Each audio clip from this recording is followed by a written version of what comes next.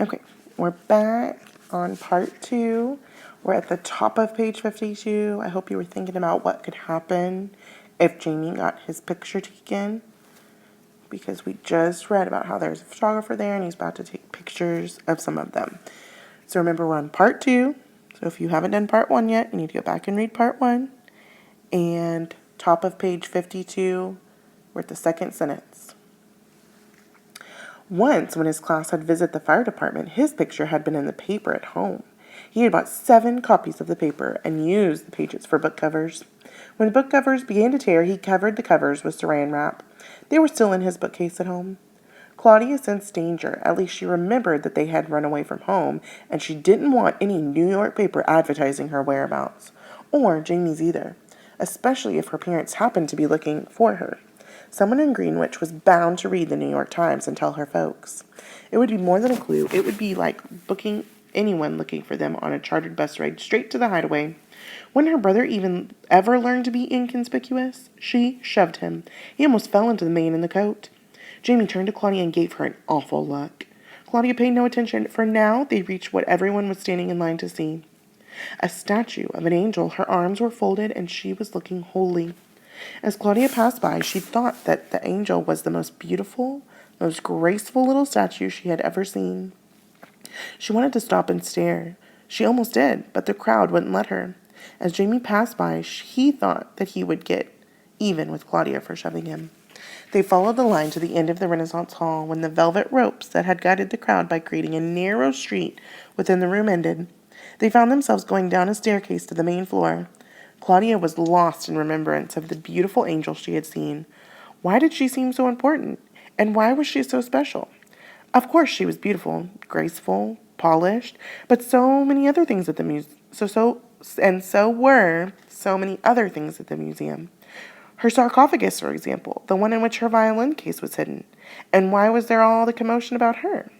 The man had come to take pictures. There would be something about it in tomorrow's paper. They could find out from the newspapers. She spoke to Jamie. We'll have to buy a New York Times tomorrow to see the picture. Jamie was still mad about that shove. Why would he want to buy the paper? He wouldn't be in the picture. He chose to fight Claudia with the one weapon he had, the power of the purse. He answered, We can't afford a New York Times. It costs a dime. We've got to get one, Jamie. Don't you want to know what's so important about that statue? Why everyone is standing in line to see it? Jamie felt that letting Claudia know what she couldn't get, bottom of page 53. Jamie felt that letting Claudia know that she couldn't get away with shoving him in public was more important than his curiosity. Well, perhaps tomorrow you can push someone down and grab his paper while he's trying to get up. I'm afraid, though, that our budget won't allow this expense. They walked for a short while before Claudia said, I'll find out some way. She was determined about that. She was also determined about learning. They wouldn't skip a lesson so easily.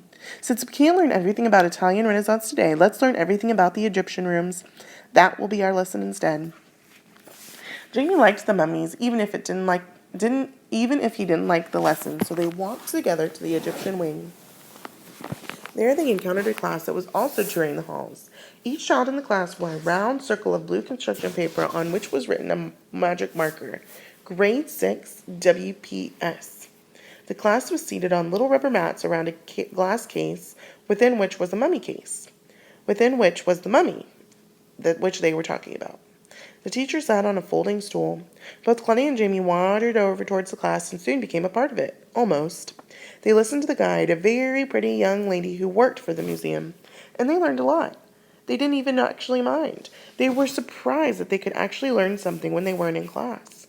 The guide told them how mummies were prepared and how Egypt's dry climate helped to preserve them. She told them about digging for tombs, and she told them about the beautiful princess Sit-Hot-Hor-Unet, whose jewelry they would see in another room. Before they left this room, however, she wanted to know if there were any questions. Since I'm sure this group was typical of all school groups that I've observed at the museum, I can tell you what they were doing. At least 12 members of Grade 6 WPS were busy poking at each other. 12 were wondering when they would eat. 4 were worried about how long it would be before they could get a drink of water. Only Jamie had a question. How much did it cost to become a mummy? The pretty guy thought he was part of the class. The teacher thought he was planted in the audience to pop up during the discussion. The class knew that he was an imposter. When they bothered to notice Claudia, they knew she was one also. But the class had good manners that come with not caring. They would leave the impostors alone. The question, however, would have caused at least 10 of them to stop poking at each other, 6 to forget about eating, and 3 others to find the need for a drink suddenly less urgent. It caused Claudia to want to embalm Jamie in a vat of mummy fluid right that minute. That would teach him inconspicuous. The guide told Jamie that some people saved all their lives so they could become mummies. It was indeed expensive. One of the students called out, "You might even say it cost him his life." Everyone laughed. Then they picked up their rubber mats and walked to the next room. Claudia was ready to pull Jamie out of line and make him learn another part of the museum today, but she got a glimpse of the room they were going to next. It was filled with jewelry, case after case of it. So they followed the class into that hall. After a short talk there, the guide bid them goodbye and mentioned that they might enjoy buying some of the museum pamphlets on Egypt. Jamie asked if they were expensive. The guide answered, "Some are as inexpensive as a copy of the New York Sunday Times. Others cost much more." Jamie looked over at Claudia. He shouldn't have. Claudia looked as satisfied as the bronze statue of the Egyptian cat she was standing near. The only real difference between them was that the cat wore tiny golden earrings that looked a trifle less smug. They got the New York Times the next day. Neither Claudia nor Jamie bought it. The man who left it in the counter while he was looking at reproductions of antique jewelry bought it. The Kincaids stole it from him. They left the museum immediately thereafter. Claudia read the paper while they ate breakfast at Horn and Hartitz. That morning she didn't eat breakfast food for breakfast. Crackers and roasted chestnuts in bed at night satisfied only a small corner of her hunger. Being hungry was the most inconvenient part of running away. We're at the top of page 58, guys. She meant to eat hardly for every cent Jamie gave her. She bought macaroni and cheese casserole, baked beans, and coffee that morning. Jamie got the same. So their rule of breakfast foods for breakfast is now done. Now they're eating whatever will fill their bellies. The information they wanted was on the first page of the second section of the Times. The headline said, "Record Crowd Views Museum Bargain." There were 3 pictures of the record crowd standing in line, one of the statue itself and one of the director of the museum with an assistant. The article was as follows. Okay, so Miss Frankenweiler has something to tell Saxenberg before we read the article. So here we go. "Saxenberg, you can find an original of the newspaper in my files. It's in one of the 17 cabinets that line the north wall of my office." Okay, here's the article about the bargain at the museum. Officials of the Metropolitan Museum of Art report that 100,000 people climbed the Great Stairway to catch a glimpse of one of its newest acquisitions, a 24-inch statue called Angel. Interest in the marble piece arises from the unusual circumstances attending its acquisition by the museum and from the belief that it may be one of the works of Italian Renaissance master Michelangelo. If proof is found that it is an early work of Michelangelo, the museum will have purchased the greatest bargain in art history. It was purchased at auction last year for $225.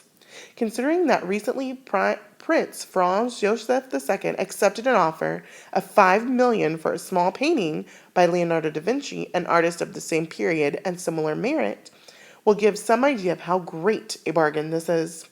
The museum purchased the statue last year when one of its curators spotted it during a preview showing of the works to be auctioned by the Parc Bernay Galleries. His initial suspicion that it might be a work of Michelangelo was confirmed by several other museum officials, all of whom kept their thoughts quiet in a successful effort to keep the bidding from being driven higher. The statue had been the subject of an exhaustive test and study by the museum staff, as well as art experts from abroad. Most believe it to have been done about 470 years ago, when Michelangelo was in his early 20s. The statue was acquired by the Parc Bernay Galleries from the collection of Miss Basil E. Frankenweiler. She claims to have purchased it from a dealer in Bologna, Italy, before World War II. Miss Frankenweiler's residence on East 63rd Street was long a Manhattan showpiece for what many considered one of the finest private collections of art in the Western Hemisphere. Others considered it a gigantic hodgepodge of the great and the mediocre. Miss Frankenweiler closed her Manhattan residence 3 years ago. Important pieces from its contents have found their way to various auctions and galleries since that time. Mr. Frankenweiler amassed a fortune from the corn oil industry and from developing many corn products. He died in 1947. Miss Frankenweiler now lives on her country estate in Farmington, Connecticut. Her home, which at one time was open to the greats in the worlds of art, business, and politics, is now closed to all but her staff, her advisors, and a few close friends. The Frankenweilers had no children. A museum spokesman said yesterday, whether or not conclusive proof will be found that this is a work of Michelangelo, we are pleased with our purchase. Although Michelangelo Buonarroti is perhaps the best known for his paintings of the Sistine Chapel in Rome, he always considered himself a sculptor, and primarily a sculptor of marble. The question of whether the museum has acquired one of his lesser-known masterpieces still awaits a final answer. Okay, wow. So we just learned a lot in that article. We learned some of you had suspicions that maybe Miss Frankenweiler was Claudia grown up. We learned that that's not true because Miss Frankenweiler is who they got this art piece from. We learned what she does. She had a huge art collection. She closed it. We learned her husband has died. We learned she lives in Connecticut, which is also where Claudia and Jamie are from. Remember, they're from Greenwich, Connecticut. We learned now that Miss Frankenweiler lives in Connecticut. So we learned a lot just in that little article. Wow. Okay. We're at the top of page 61. If Claudia's interests had been a little broader, if she had started with the national news on page 1 and had then read the continuations on page 28, she might have noticed a small article that page 1, column wide, that would have interested her. The date line on Greenwich, Connecticut, and it stated that 2 children of Mr. and Mrs. Stephen C. Kincaid, Sr. had been missing since Wednesday. The article didn't mention any clues like Claudia's letter. It said that the children were last seen wearing nylon quilted ski jackets. Small help. 14 out of 15 kids in the USA wear those. It went on to describe Claudia as brunette and pretty and Jamie as brunette and brown-eyed. Police in the neighboring towns of Darien and Stamford in Connecticut and Portchester, New York had been alerted. Okay, Miss Frankenweiler has something to say. You see, Saxonburg, Claudia had found the article about the statue too easily. She didn't even look at the first section of the paper. I keep telling you that often the search proves more profitable than the goal. Keep that in mind when you're looking for something in my files. Claudia and Jamie read about the statue with great interest. Claudia read the article twice so that she could memorize it all. She decided that the statue was not only the most beautiful in the world, but also the most mysterious. Jamie said, I don't think $225 is cheap. I've never had that much money in my whole life. Totaling up all my birthday and Christmas presents since I was born 9 long years ago, wouldn't make $225. Claudia said, you wouldn't consider 2.25 cents very much, would you? Jamie answered, I might. That's right, you might, but most people wouldn't. Well, if this statue by Michelangelo, it's worth about $2,250,000 instead of $225. That's the same as saying that suddenly $2.25 is worth $225. Jamie thought over this for a minute. He was impressed. Okay, so Claudia is trying to explain how much money this is to Jamie, because to Jamie, he thinks $225 is a ton of money. So Claudia is telling Jamie that the $225 to $2 million is kind of like $2 going to $225. So hopefully that makes Jamie realize how much money this painting could really be worth, the difference in that. Jamie thought over this for a moment. He was impressed. When I grow up, I'm going to find a way to know for certain who did a statue. This was all Claudia needed, something that had been smoldering inside her since she first saw the statue that had been fed by the Times article, now flared into an idea. Okay, so we're at the bottom of page 62. We're going to move to part 3, and we'll finish up this chapter in part 3.